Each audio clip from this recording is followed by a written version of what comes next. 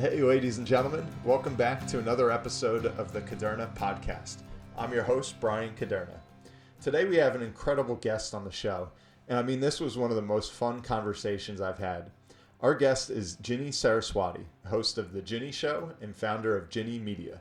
We cover everything from habits of the world's top performers, many of whom are Ginni's clients, and touch on how businesses can get their message and brand out to the world.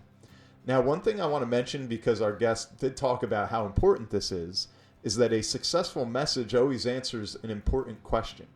So with that in mind, I'd like to remind everyone listening to please email me at thecadernapodcast@gmail.com. Any questions that you have, suggested guests you'd like to hear on the show, and follow us on social media, leave reviews wherever you tune in, and we'll continue to make this the best show that you can listen to. But back to Ginni. Ginni Saraswati is the founder of Ginni Media, which she started in 2017. It is a production company for some of the most established podcasts and consultant to Fortune 500 companies. She also recently started the Podcast Accelerator, which is a similar one-stop shop for professionally produced podcasts, but for the little guy, new folks that are getting into the industry. Now about Ginni, so she migrated to Australia from Sri Lanka when she was 2 years old. With an interest in radio, Ginni obtained a degree in media and creative arts from La Trobe University in Melbourne, Australia. In 2017, she founded The Ginni Show and signed on board with Nova Entertainment.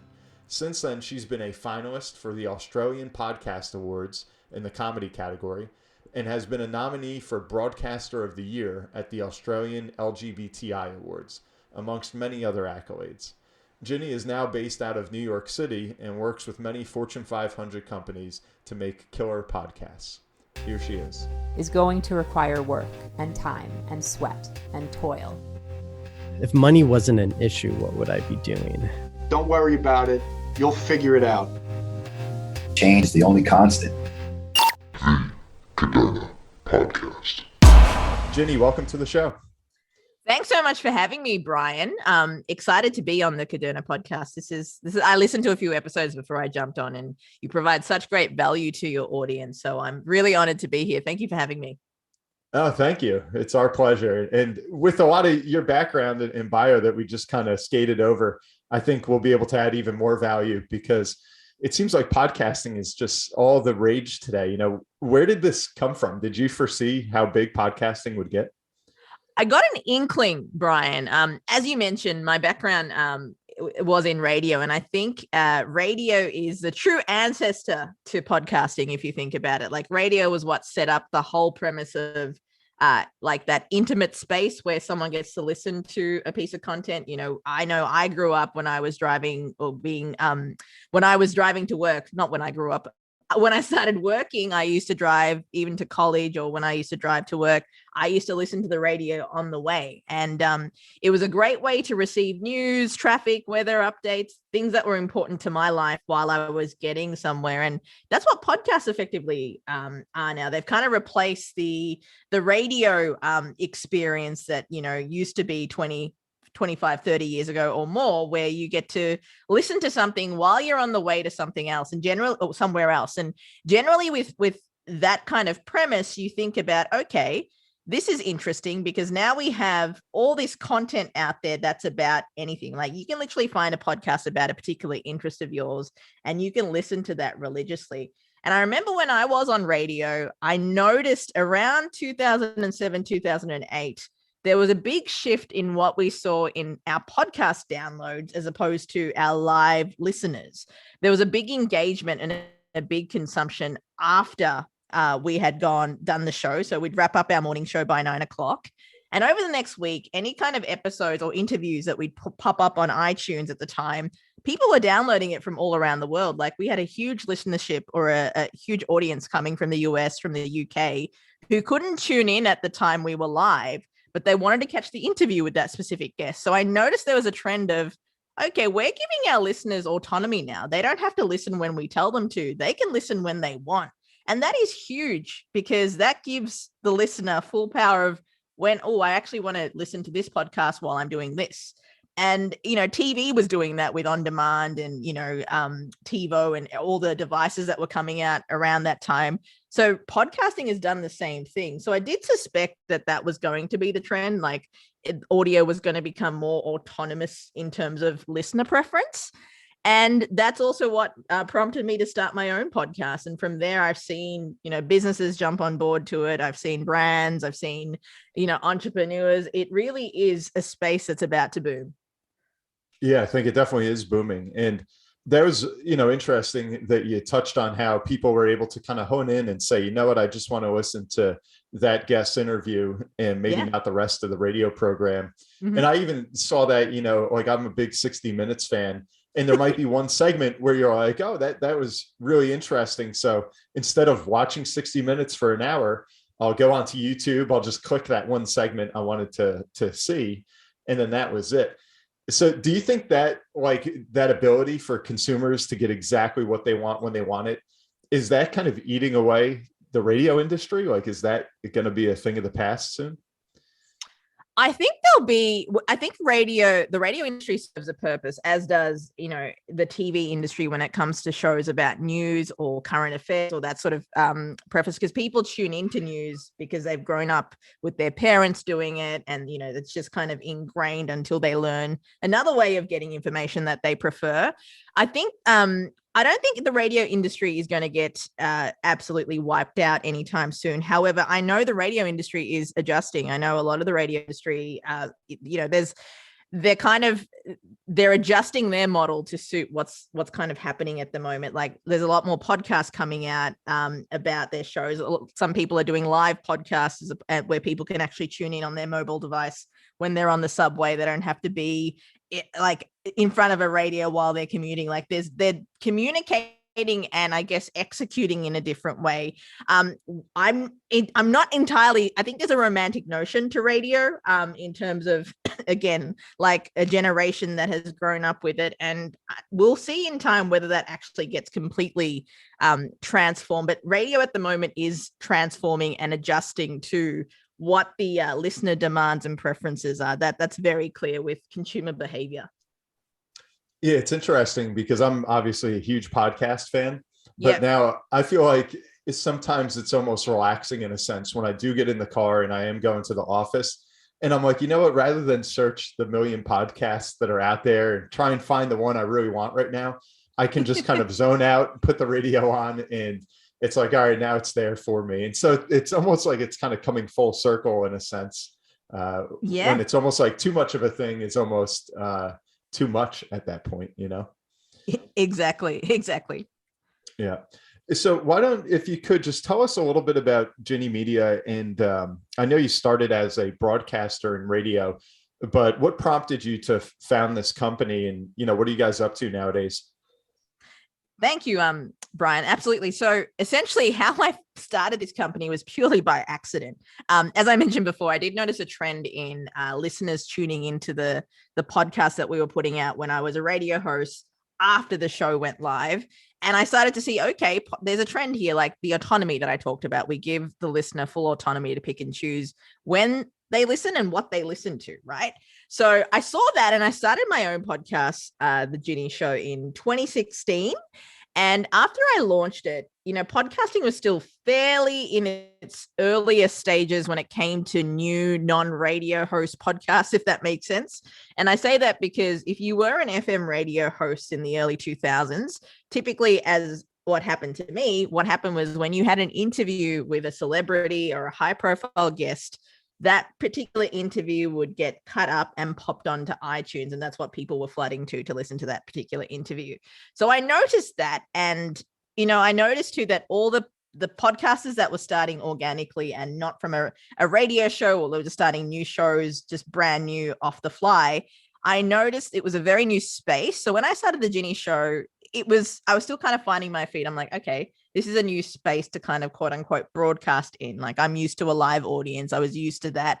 So I kind of had to find my feet into interacting with audiences in a different way. So, when I was live, people would text in or people would call in. I had that direct, I guess, reaction. Whereas this way, it was kind of like, oh, I don't know who I'm talking to if they're listening. Like it was kind of talking into thin air, right?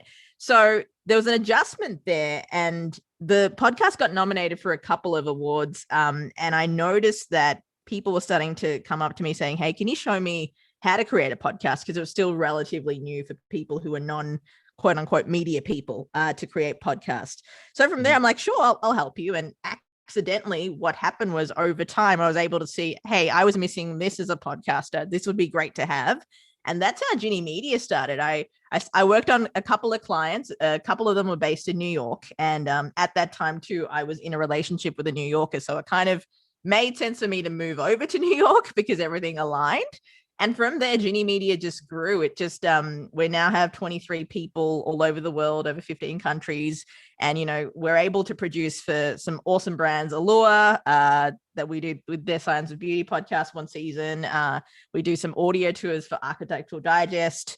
We produce a bulk of the Siemens podcast. We work with some pretty exciting brands who are really embracing this new space of how people, consumers, even their particular target audiences, the way that they want to receive information. So it's a very exciting time for us. And, you know, we don't take that for granted. It's just great to be in the audio space and, you know, be able to kind of accidentally stumble across some of the most talented people in the world, to be able to work with them and create amazing audio as a result too. Yeah, that is so cool how it kind of started as a passion with your own podcast, and now, you know, you're kind of leading some of the biggest and brightest brands with their voice. And how did they find you? Like when you got tied in with a Siemens or a Microsoft, like what was that connection there? How did that come about? Well, the thing is, Brian, all of our growth at Ginni Media has been 100% organic. Like I have not taken out a single dollar in digital advertising. It's purely been word of mouth.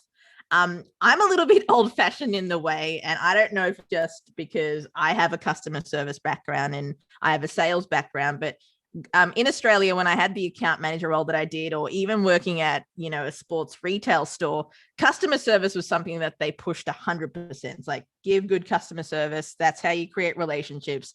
That's how you build loyalty. That's how you build a connection. I wanted to bring that to Ginni Media as well. So I really do instill that in my team. And I'm like, you know what, let's give exceptional customer service. Let's aim for exceptional customer service. If we miss the exceptional, we still give them above average, which is still a very uncrowded extra mile still nowadays. So I really do feel that it is the talent, the empathy we have as a team, and the passion that we have to create great audio and serve our clients with the highest possible customer service that has really allowed the team to grow at the scale that it has organically. That's awesome. And now you have two companies here. You've got the Podcast Accelerator, which is relatively new, and that sounds to be more for anyone that just has an idea, has a voice, and they want to be able to produce a great show. And you can be kind of that one-stop shop. Where Ginni Media, which we've been talking about, is, you know, much more established corporate type voices. With that said, if you were to give some advice out there, what are, you know, maybe some of the mistakes people make when they think, okay, I want to create a podcast show, whether it's, you know, Johnny down the block or one of these massive companies? Yeah. So some mistakes people make that I've noticed, I'm going into year 5 of Ginni Media this year, but even when I was creating my own podcast, some of the mistakes I saw people make was when you have a particular idea for your business or a product coming out, people are like, oh, I want to do a podcast to talk about my product. You've got to think about, always keep your listener in mind. Like, what do they care about? What's going to be of value to them?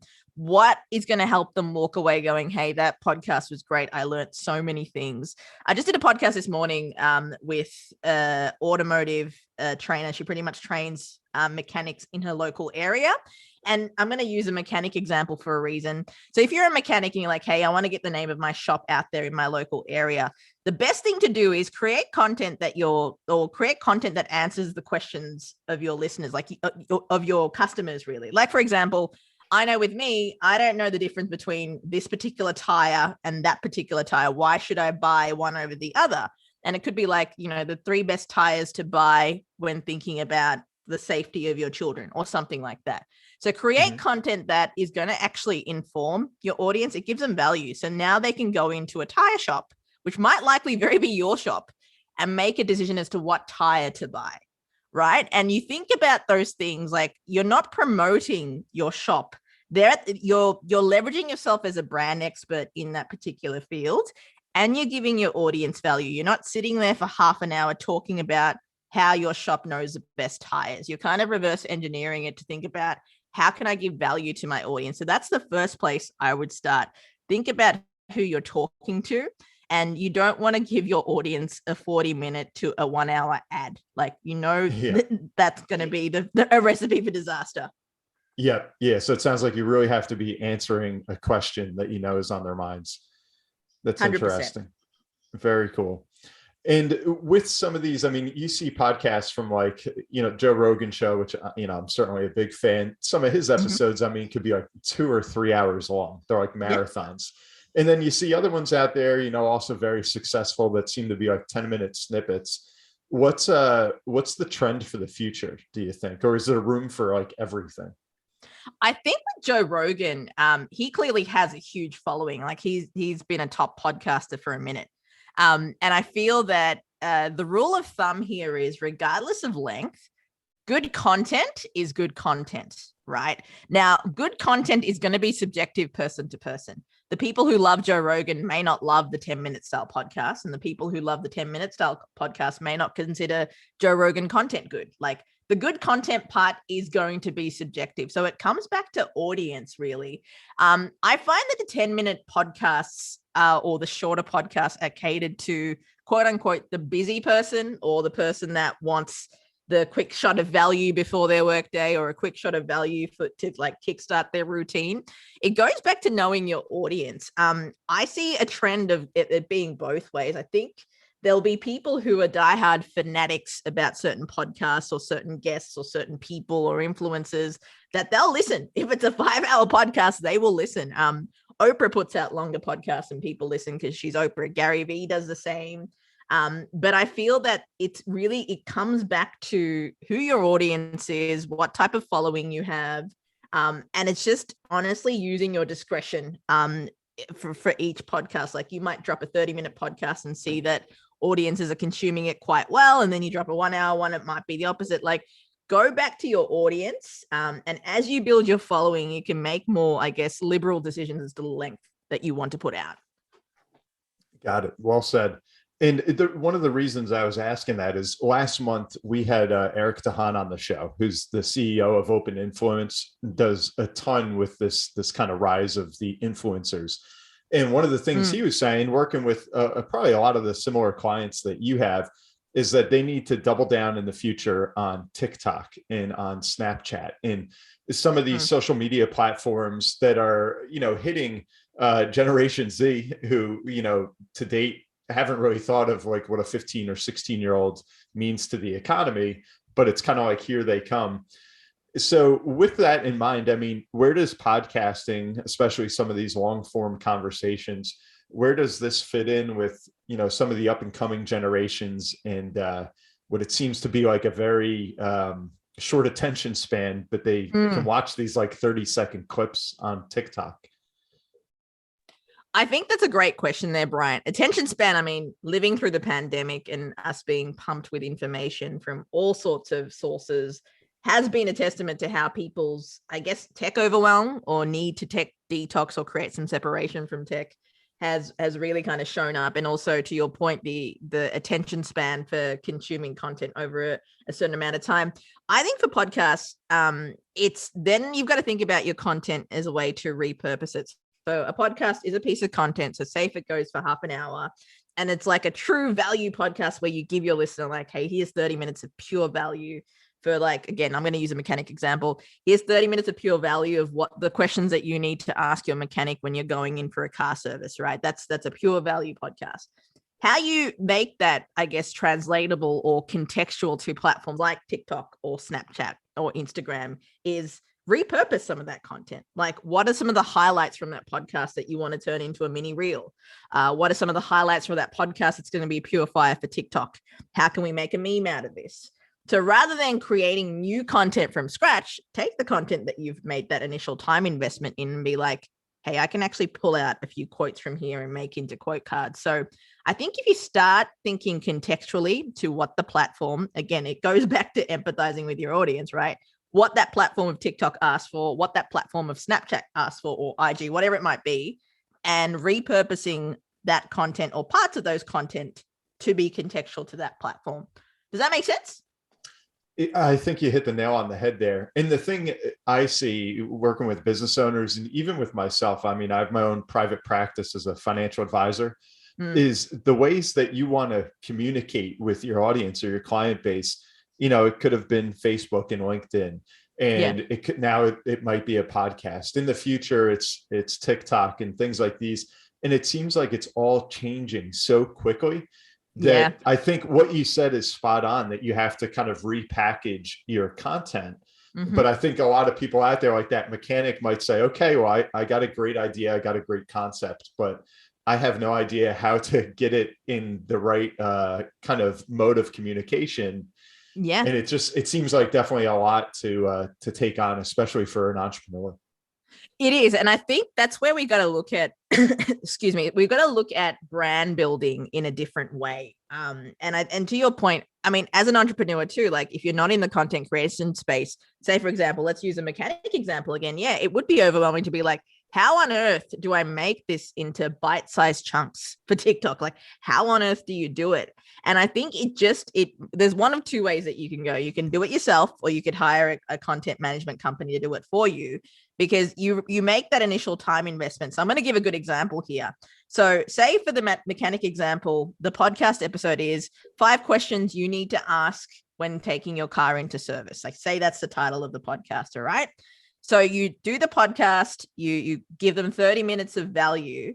The next step I would do is look at that and be like, okay, what are actually the 5 things that I said? Write those things out.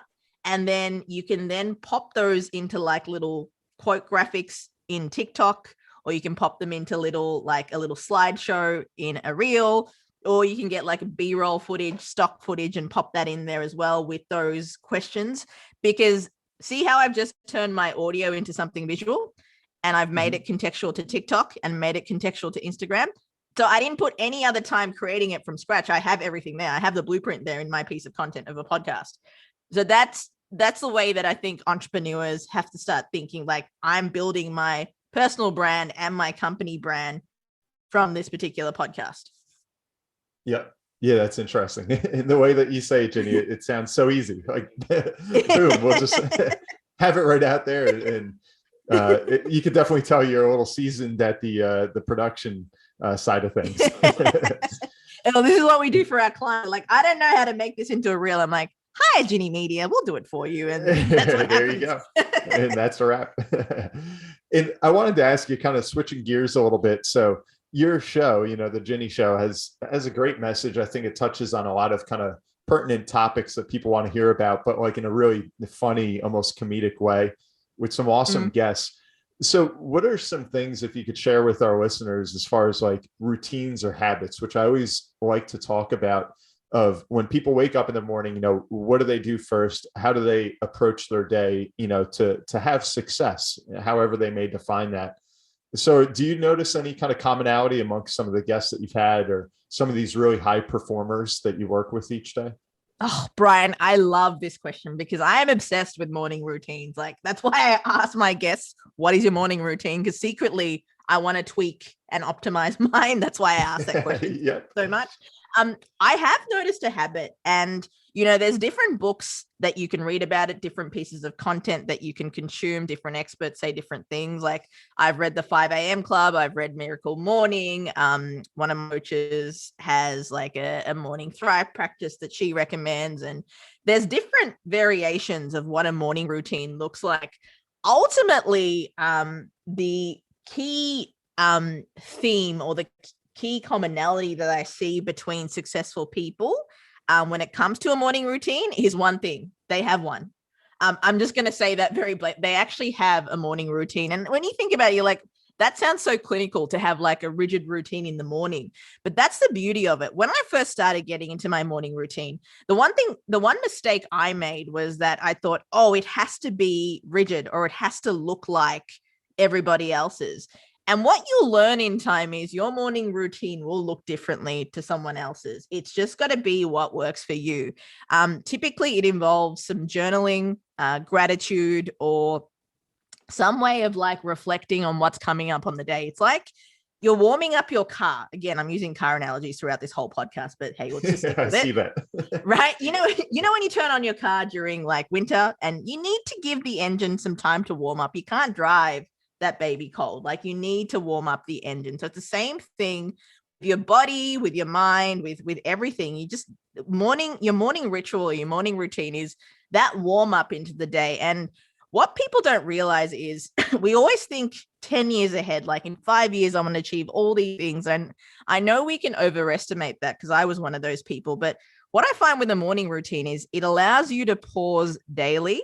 And if you start each day intentionally, you will have an intentional month, you will have an intentional year, and you'll have intentional years as a result. So like I said, some habits are journaling, gratitude, there's some form of physical movement, some exercise in there, nourishing food, hydration. So it's really looking after the body, mind, and heart, really, those three factors. But just keep in mind, when you start a morning routine, start small, add on and tweak. My morning routine, what it was 2 years ago, was very rigid. Like I got up at 5:30 a.m., brushed my teeth, did my skincare, journaling, meditation, all these sorts of things. Now I actually break up my morning routine according to my day. Generally, almost always, the one thing for me I have every day is I go work out. Like that's non-negotiable. That's how I start my day.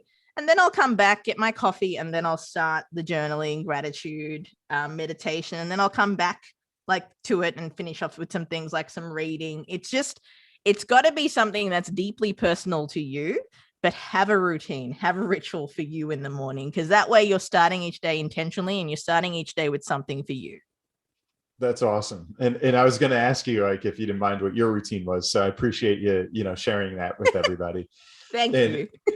I like asking that question too, because it was something I didn't back in the day. I didn't really give a ton of thought to. And I've always been into fitness and athletics. So naturally, oftentimes I would just work out in the morning and say, hey, that's it. And it was great. It was probably more than most. But it was funny. I listened to a podcast with Timothy Ferriss and I'm drawing a blank on Hugh Jackman, the guy that played Wolverine. And so he happened to ask Hugh Jackman what his morning routine was. And he said he just wakes up a half hour earlier than he plans. He gets a cup of coffee and he starts reading. And he's like, I don't read for particular work or project. I read as if, I'm on vacation. And it's just that book that I just kind of like escape in. And I love that idea. I've always been a big reader. So now my thing, just to kind of share real quick, is I combine a little bit of the TB12 method with Tom Brady, where I wake up, I just chug like a ridiculous amount of water. And then I go right up, I sit in the recliner and read for a half hour. And I found that was kind of like a game changer, where I just entered the day a little bit earlier than normal and really refreshed in a sense. So I appreciate you sharing that, because I think some of these morning routines do set the tone for the day. Absolutely. And I think people get kind of overwhelmed that it has to look one particular way. I mean, that is one way of doing a morning routine. Doesn't mean it's the only way. Like I know with me, I tried the 5 a.m. club. It worked for a particular part of my life. But as my business has grown and as I've grown and evolved and I'm going through my personal transformations, you tweak it as you go. It doesn't have to stick to what it is. And I love that the fact that Hugh Jackman, I'm always very proud when people mention Hugh Jackman, because he's an Australian first and foremost, but everybody who's met Hugh Jackman has said, he's just the nicest guy. So I'm glad he's out there representing Australia in a very good light. But I love the fact that, his routine is so, like, it sounds very simple, right? He does two things. He gets up earlier, half an hour earlier, and he reads to enter the day. Like, it sounds very simple, but it just, the nourishment it gives him and the recharge it gives him to start his day is amazing. Yeah, without a doubt. And I never knew he was Australian. So that's a good plug there. And just kind of elaborating on that point, like what are some, I guess, maybe general or particular skills that you see out of these leaders or these business owners that, aside from their morning routine, have helped them get to where they are? I think, Gary Vee put out a new book recently called 12 and a half, not to plug his book, but he has a point about certain skills that aren't particularly taught in business school. Like I didn't go to business school. Like I did a unit in high school of business management, but that's the extent of my business studying.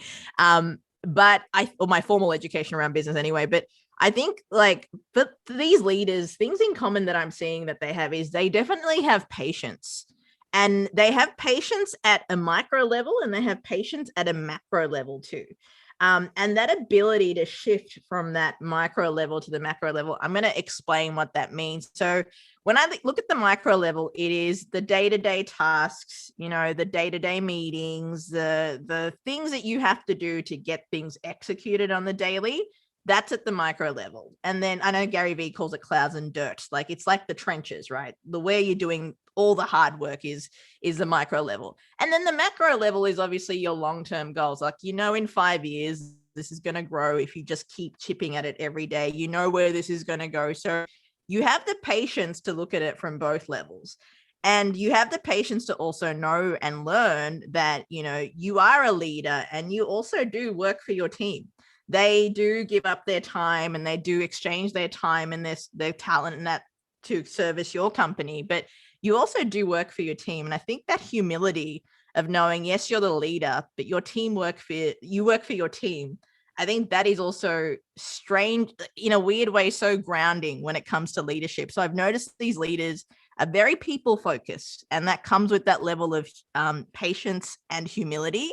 And also the other thing is empathy. And empathizing that, having a global team over 15 countries, we all go through different things. Like someone may rock up to a meeting going, hey, we're just going through a monsoon. Whereas I look out my window and it's shining bright with the sun shining bright. Like developing that empathy, that different people are going through different things, like seasons, things change, having that space to know, hey, this is what's happening for them. Let's have some empathy. But also the other side of empathy is accountability. So leaders who hold themselves accountable to finishing things and are very transparent about, hey, I didn't get this done. That sets a tone for the company or their businesses is, okay, everybody needs to hold themselves accountable to get certain tasks done. And if they don't get those things done, that needs to be communicated. So accountability, humility, I guess empathy, and also patience. They're the 4 ingredients I've seen in leaders that have really helped them be successful. Interesting. So again, that was accountability, humility, empathy, and patience. Yes, those 4. Yeah, those are 4 easy to say, but definitely hard to practice every single 100%, day. So 100%. No, I like that.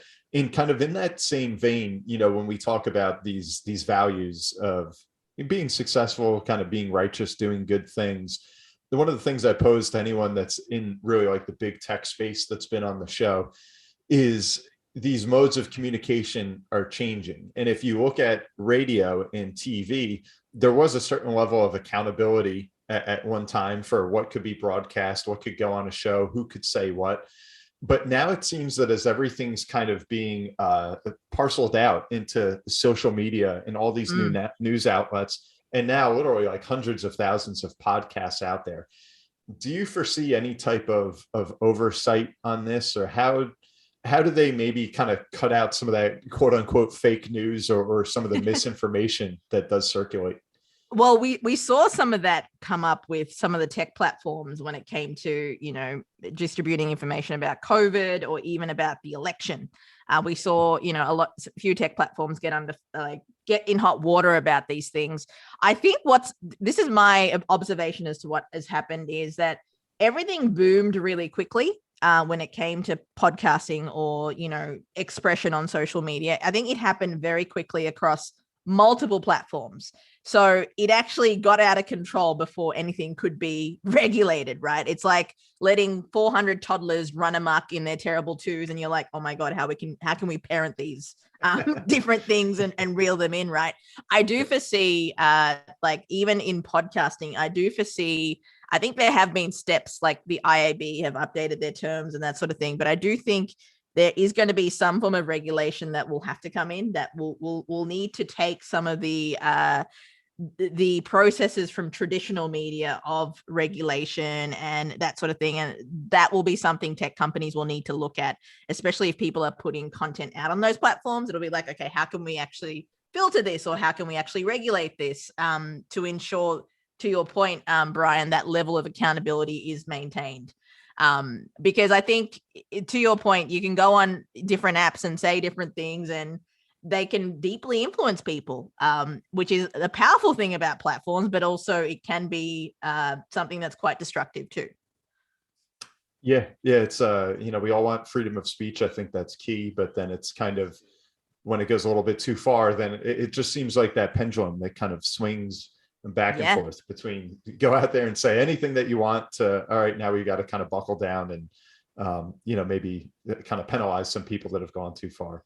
Yeah. So what do you foresee for the future of podcasting? Obviously it's booming right now. If you ever look at the listenership of the big podcasts versus big radio, or, the viewership of some of even like YouTube channels, things like that versus traditional news stations. I mean, it is changing and changing quickly. So what do you think the future holds for all this industry? I think the immediate future, podcasting, as weird as this sounds, stats are changing quickly. And I guess audiences are drawn to the platform quickly. I'm not surprised about that, given what I talked about earlier, the autonomy that podcasting gives you. And I know people can say, yeah, but hey, watching a YouTube video, it gives me autonomy. I can watch it when I want. I can read a book or a blog when I want. Absolutely, you can. However, podcasting/audio is the only way of consuming communication that allows you to multitask. Like, you can't watch a video and vacuum, right? You can listen to the video, which is my point being it's audio, right? You can listen to the video and vacuum. You can't read and vacuum, although some people might do that, but it's not highly effective. So as we get busier, which I think the pandemic just sped up the world to needing to be on screens. I think that was going to be inevitable, but I think the pandemic just sped up some elements of that, and has created this whole hybrid way of working, which companies weren't open to before, but now they are, or they had to be because they had no choice. And then you see the Great Resignation, because people are like, actually, this is a different way of working. I want more for me, and et cetera, et cetera. Like, all these things have happened. So in terms of audio, what I see happening is podcasting still being at its infancy stages. There's 2 million podcasts out there. I know there's different bits of data, but 2 million sounds like a lot, but that's less than 1% of the population, or 0.1%, I believe it is, of the population. But you look at that in comparison to YouTube. Like, YouTube started, I believe, 2005. So YouTube is 17 years old. And at the moment, YouTube has 37 million channels. Like, that's not videos, that's channels, right? Wow. They've got over billions of videos, but they've got 37 million channels alone. And blogs have been around for eons, like pretty much since the internet started. There's over 600 million blogs. So when you look at those two platforms compared to podcasting, we're still just getting started. Like, we're just literally just turning the key in the engine, and we're still getting started. So I do see a lot more brands adopting and accepting this way of podcasting, even in how they use it in their internal communications. A lot of companies now are turning into internal company podcasts because they're engaging their employees a bit more effectively that way than sending out a company newsletter that nobody reads. So I do see podcasting being more integrated into brands, into cultures in that way. And I do see audio playing a bigger role. Like, we've seen the home devices like Alexa and Apple Pod. Like, Alexa, you voice power things and it does things for you. So they'll start being put into cars. So I do see the audio space being more integrated. It may not look like the end product of a podcast, but the audio and voice space is something that, we need to watch. It's going to be very heavily integrated into our day-to-day. Wow, that was so interesting, because it's funny. Like, I came out with this show, I guess, 2 years ago now. And I was like, man, I guess I'm pretty late to the game coming out with the whole podcast idea. But then you kind of spell it out like you did. And it's like, it really is still in the infancy stage. That's exciting to see kind of what all of this evolves into. Exactly. Exactly. That is awesome. And do you have a favorite podcast? Like, even for our listeners, if you're thinking of what's out there, just scrolling through your website, at Ginni Media, you have such a catalog here of just a awesome podcasts and really like broad categories from finance to, relationships to business, fitness. It's really cool. I mean, do you have kind of like a favorite that you make sure you turn into? I listen to all of my client podcasts. It might not be on the regular, but I do listen to them because I love giving them feedback as to what, could be done well or what is already going well. I love just, as a client service provider, I love doing that. My favorites that I love within my roster of clients too, I love Messy and Magnificent. I love the Ageless podcast with Cynthia Rowley and her daughter Kit Keenan. I love that podcast too. I love the Fahrenheit podcast. Big fan of the founder, Farron Weiner. She's fantastic. So those three are on rotation for me. But outside of my clients, I love Inner Map with Mitra Manesh, On Purpose, Jay Shetty. One that I found through a meditation app called It's Terrible, Thanks for Asking. That is a great podcast for someone going through any kind of grief or any kind of sadness. That was a very lovely find for me. I love the Mark Rose podcast. I could talk all day about what podcasts I love, but I'm sure the Journal podcast will be one that I'll add to my list as well, Brian. So there you go. Yeah. That's awesome. And do you think there's going to be more of kind of these audiobook types? Like sometimes when I just scroll through what the top episodes are out there, you see ones that just seems like almost like it's a book that they turned into a podcast. Yeah, I think podcasts are also in a way becoming like the university of the future, because I learn a lot from podcasts too. Like I know, especially at the end of the year when, content and regular programming kind of does down and they put either replays on TV or that sort of thing, or traditional media that put replays or non-regular programming. What I love at the end of the year is reflection episodes, like how to plan for the next year coming. Like I find that to be a big kind of university for me. I'm like, okay, I'm going to take notes. Like it does become a lesson.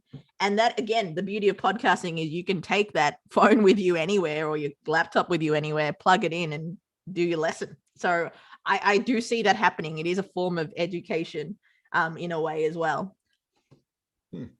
That's really well said. I mean, we've covered so much here. I think this was really fantastic, Ginni, and in a short amount of time kind of got like all the key things I think on this industry that's just evolving so quickly. But anything that you want to make sure our listeners know, or any kind of parting bits of advice, New Year's resolutions that you want to share, kind of things on the future that could help people get to that next level? I would say if you want to, excuse me, if you're looking at starting a podcast, I think about, who your audience are. And I know it sounds like a big daunting task. It's like, I don't know who my audience is, but again, if you're a business owner, just look at your customers. Like, what are the common pain points that they have? Think about, okay, they worry about this, they care about this. That is a way that you can show up and give them value or assistance as to how to, relieve them of pain or relieve them of their concern, or provide them information as to how they can relieve those concerns and what they care about. So I think if you're starting a podcast or any form of content, go back and think about who your audience is. Like, get to know them. That is very important, not only important data for you, but also a great way to form a relationship and a connection organically with your consumer. So I know that sounds like a very basic piece of advice, but just that focus alone is going to change the trajectory of the quality of content that you make. Yeah, I think sometimes you do have to go back to basics, and perhaps kind of a follow-up question to that. I'm sure, your clients, your paying clients tell you all the time what they like or they don't like. Yeah.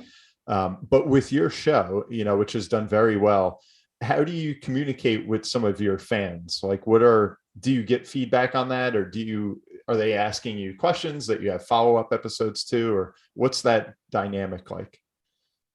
Yeah, so for me in particular, for the Ginni Show, I actually have a lot of passive listeners who only really reach out if I am off season. They're like, hey, we haven't heard from you for a while. I'm like, I didn't know you were listening, but hello, lovely to meet you. Tell me about you. So for me with the Ginni Show, I got a lot of social media was where I communicated a lot with my listeners, that they'd DM me or they'd leave comments on posts that I'd make. But for clients, I think it's just the call to action.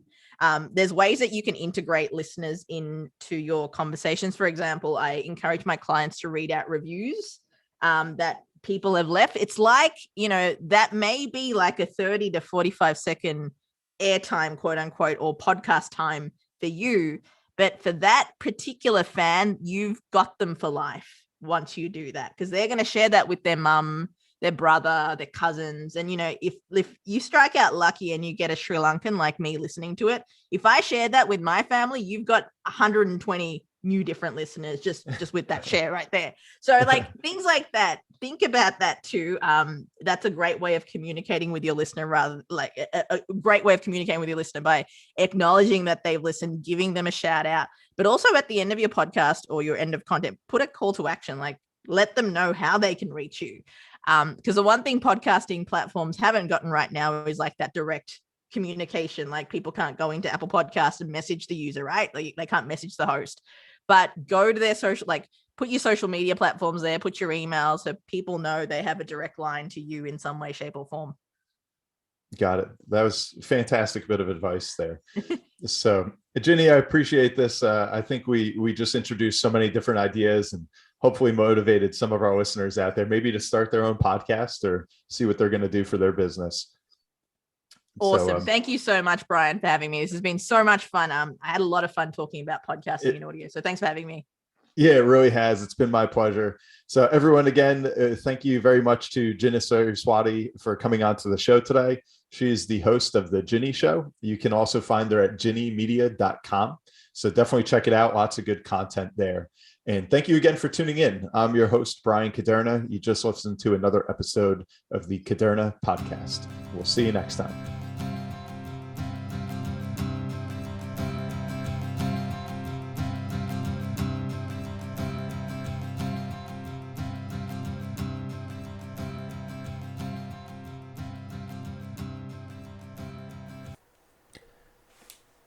This podcast is intended for the general public and for informational purposes only. The show does not provide any recommendations or investment advice regarding any specific account type, service, strategy, or product, or to otherwise act in any fiduciary or other capacity. Please contact a financial professional for guidance and information that is specific to your situation. Brian Caderna does not provide tax or legal advice. Please contact your accountant or legal advisor to discuss your situation.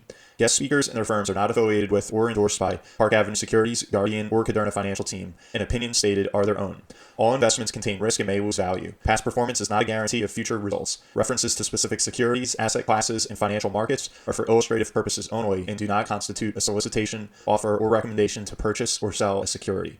Brian Caderna is a registered representative and financial advisor of Park Avenue Securities, LLC, PAS. OSJ 300 Broadacres Drive, Suite 175, Bloomfield, New Jersey, 07003.